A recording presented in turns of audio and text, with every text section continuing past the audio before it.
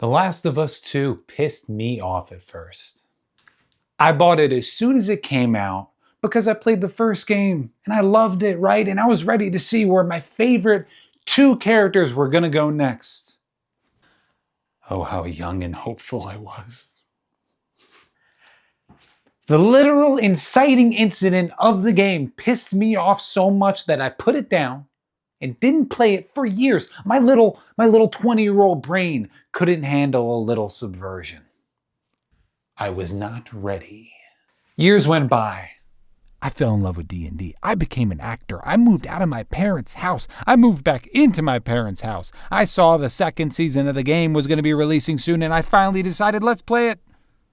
Let's finish the game we refused to actually play. And oh boy, am I glad I did, because holy crap, did I find some stuff that I think would make me a much better D&D player. And baby, I'm giving it back to you. Now, I was really dwelling on whether or not it would be weird to find TTRPG inspiration in the video games I play. Something in me just feels as though video games and tabletop role-playing games are at odds for some reason. I don't know. Baldur's Gate 3 exists, so it really can't be that bad. I'd like to change that. I will find TTRPG inspiration in all of my media, and I'm going to bring that back to y'all. So the first lesson I learned was, there are no little characters, just little aspirations. Video games, like movies, often follow the normal cinematic story structure with main characters, conflicts, clear character arcs, and predictable conclusions.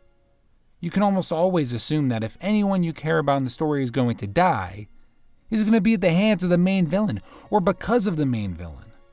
These deaths often act as motivations for the main character, and also to establish just how evil the main villain is, in order to motivate the audience to want to watch him or her die.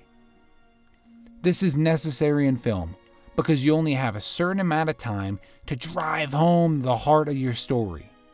However, in Dungeons & Dragons, we do not have to abide by such constraints. You have all the time in the world to tell your story and all the freedom to shine the spotlight wherever you want it to go. In the first The Last of Us, you murder hundreds of faceless people in hopes to save yourself and the ones you love and hopefully the world, right?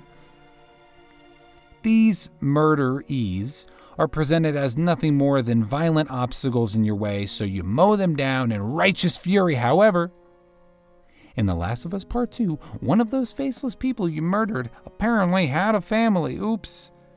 And that family decides to play golf with our beloved main character's head as an act of justifiable vengeance.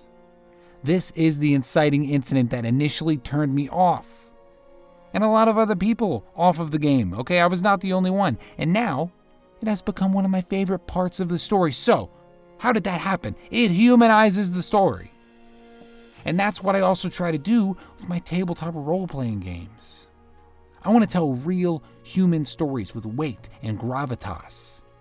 I want my players to think twice before they go all murder hobo. I want empathy to be a real discussion at my table. And if my party decides to dispatch someone, I want that decision to ripple inside of them and around the world. Okay, so there's the first lesson. That's fine and all, but what are some practical ways you, the viewer, can incorporate this into your game? Think about the creatures and people your party dispatches. Who loves them? What do they love? What did they do in their free time? Possibly have some sort of note fall out of the fallen's pocket that reveals a note from their child that says, "Have fun at work, Daddy." Have a wedding ring on their finger. Have a loved one track them down for vengeance, a la Abby. Have the enemy beg for mercy instead of fighting to the death. Most people wouldn't fight to the death. They would beg and grovel. This first lesson requires some more extra work on the hands of the Game Master, totally. But I can guarantee you that this will make your world feel way more immersive, make your players feel like they have real impact and that their decisions matter. and bring out a super cinematic story with super cinematic moments. Your players are also the villain. In The Last of Us Part 2, the co-main character of the first game and second straight up murders hundreds of seemingly innocent people to get revenge on one person who was arguably in the right. It's a gray area, but still. Now, we watched Ellie grow up with Joel, her father figure and co-main character of the first game, / golfing tee from earlier, in the first game. So we are rooting for them and watching the story from their perspective, so they are in the right. However, halfway through the game, after spending all the game playing Ellie on a revenge quest, the game thrusts you into the shoes of the antagonist, who you were supposed to hate up until this point, Abby. You then play through the events of the story from Abby's perspective and eventually gain sympathy and understanding for Abby's motivations. And in my case, see the other protagonist, Ellie, in a new light. That's great and all, right? But how can you incorporate this into your game? Don't be afraid to have your players do a one-shot or so from the other character's point of view in the same story. They could see the ramifications of their actions from a first-person point of view. For example, let's say your PCs burn down a building in order to get rid of a rival orc captain who murdered their friend. In the one-shot, the players play as other people that eventually find themselves trapped in the same burning building and they have to help everyone escape. We're adding perspective. There are no rules to this game. You can do whatever you want in order to tell a fully fleshed out and human story. Stripped down and scary. This is pretty straightforward, but I feel like this rarely happens in D&D, or it's too quick of a section to actually be scary. The scariest part of The Last of Us Part 2 is when Abby gets captured by these scary religious fanatics that whistle all the time, and they have to survive in the dead of night with nothing but their hands and random things they find around the area. And as far as bringing this into your tabletop game, I feel like having your characters stripped of their usual comfortable items and weapons could really increase the stakes, as they have to fight smarter, look around for supplies, and investigate in order to find their supplies and escape. This could also increase the lethality of certain enemies, and even force the players to run and hide, something you rarely have to do in D&D. Add time-sensitive moments to already tense situations.